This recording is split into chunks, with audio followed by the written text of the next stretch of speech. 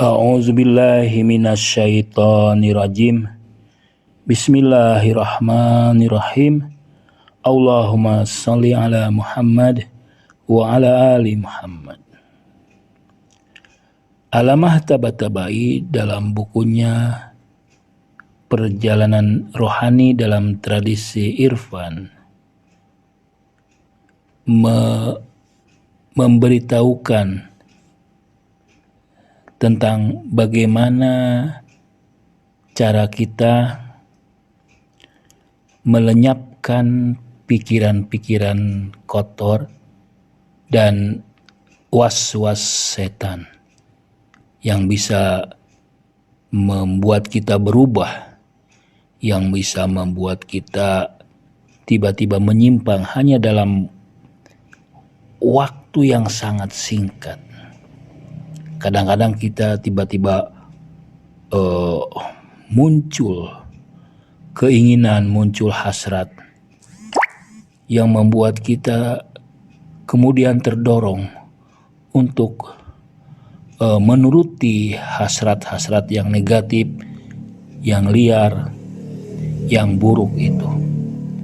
Nah, menurut Alamah, gurunya yaitu Agha-Qadi menawarkan metode ini. Bagaimana sih kita membuang pikiran-pikiran kotor, pikiran-pikiran negatif, pikiran atau motivasi atau dorongan atau kehendak yang buruk ini. Nah, salah satu caranya adalah mengenal diri. Ma'rifatun nafs. Siapa yang mengenal dirinya, dia akan mengenal Tuhannya. Mullah Sadra menambahkan, man arafa nafsahu arafa rabbah, wa man arafa rabbah arafa kulla syai'. Orang yang mengenal dirinya, yang berusaha mengenal dirinya menurut pengarang buku Homo Sapiens, Noah, itu adalah ilmu yang sangat penting, kebijakan yang sangat penting. Sementara ini kita lebih banyak disibukkan untuk mengenal hal-hal yang eksternal dari kita, hal-hal yang peripheral, hal-hal yang marginal, hal-hal yang aksesoris, bukan hal-hal yang substansial, yaitu diri. Kita harus mengenal diri. Nah, menurut Alamah, yaitu menurut gurunya, mengenal diri itu adalah ilmu yang sangat penting. Pertama, dengan mengenal diri, melakukan meditasi, tafakur, dan memberikan perhatian konsentrasi yang penuh terhadap ana, terhadap ego ini, maka akan berangsur-angsur tampaklah hakikat yang empat hakikat akan tampak. Pertama, ketunggalan perbuatan. Pada awalnya mungkin kita atau seorang pesuluk merasa bahwa kitalah yang berbuat, kitalah yang berbicara, kitalah yang membaca Al-Quran. Pada sesungguhnya yang membacakan Al-Quran itu adalah dia. Kita merasa bahwa kita yang menginginkan, kita yang bertindak, kita yang berjalan, kita yang berpikir. Namun semakin dia menjelajahi dirinya, semakin dia terus melakukan perjalanan ke dalam dirinya, dia akan tahu bahwa sebetulnya ada yang lain di balik kita ini. Bahwa kita selalu terpengaruh oleh yang lain di luar diri kita. Ada sesuatu yang mendorong kita, yang mempengaruhi kita di luar diri kita. Bacaan kita, teman kita, lingkungan kita, keluarga kita, guru kita, kelas kita, dan sebagainya. Namun Kemudian kita lebih dalam lagi menggali, ternyata ada yang menopang diri kita. Ada hakikat, ada pondasi. Dan kita akan melihat bahwa ini terkait dengan rahmat Allah. Bahwa Allah lah yang merupakan sumber semua tindakan, semua aksi, semua perbuatan kita dan kejadian kita. Kita memang punya peran, tapi wujud kita dari mana? Eksistensi kita dari mana? Yang menopang secara total kita ini siapa? Apa? Ya Allah lah. Kalau tidak ada wujud, tidak ada keberadaan kita, eksistensi kita, maka tidak akan muncul, tidak akan keluar perbuatan-perbuatan diri kita. Jadi perbuatan diri kita sangat bergantung sekali, sangat berhutang budi secara total pada sebuah keberadaan, yang keberadaan itu bukan kita yang mengadakan, tapi dikehendaki oleh rahmat Allah Subhanahu wa taala. Sehingga perbuatan kita pun sebetulnya karena ada wujudnya dari Dia, kita bisa disematkan kepada Allah Subhanahu wa taala. Ini hakikat pertama yang tersingkap.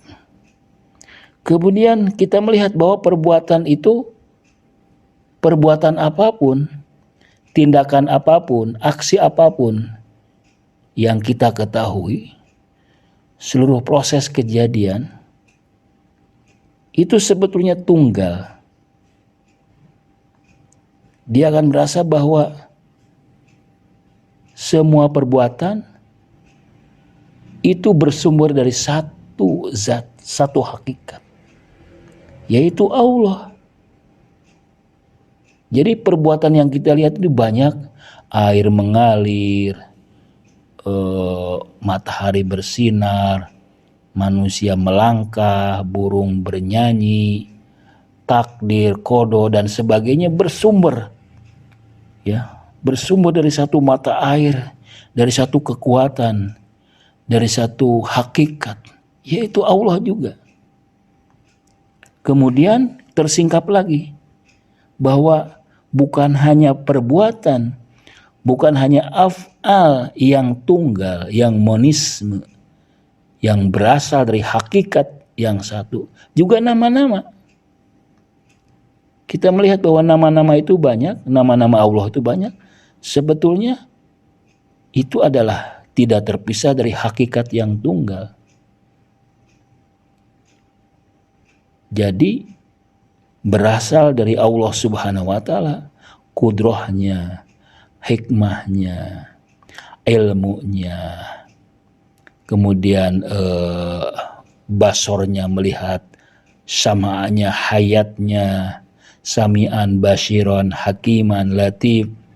Itu hanyalah berangkat dari satu, karena tidak terpisah bahwa sifat-sifat Allah sama sekali tidak terpisah dari zatnya.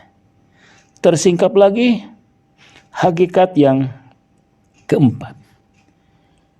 Kalau perbuatan semua tunggal, nama semua berasal dari yang tunggal, yang esa, maka sebetulnya keberadaan juga tunggal, wujud juga, being itu adalah satu, wahdah, the one.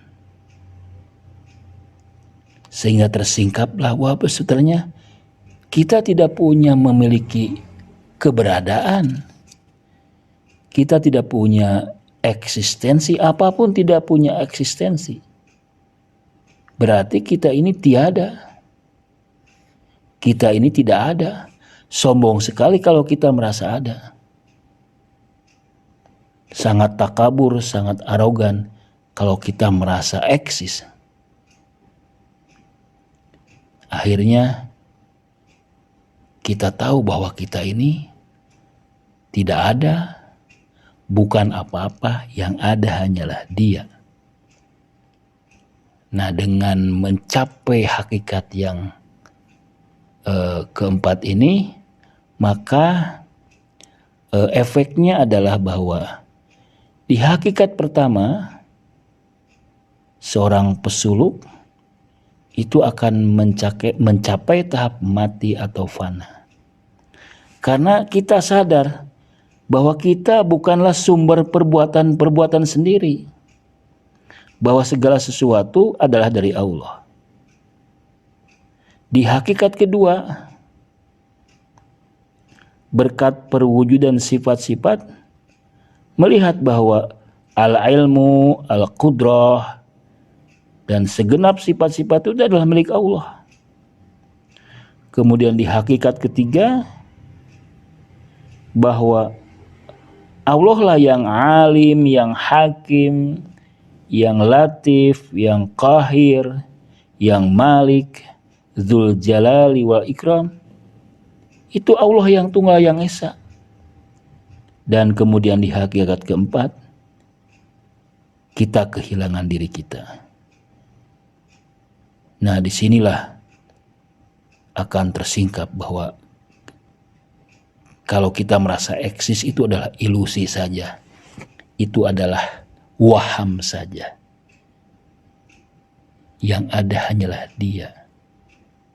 Karena itu kita akan selalu terikat dengan Dia.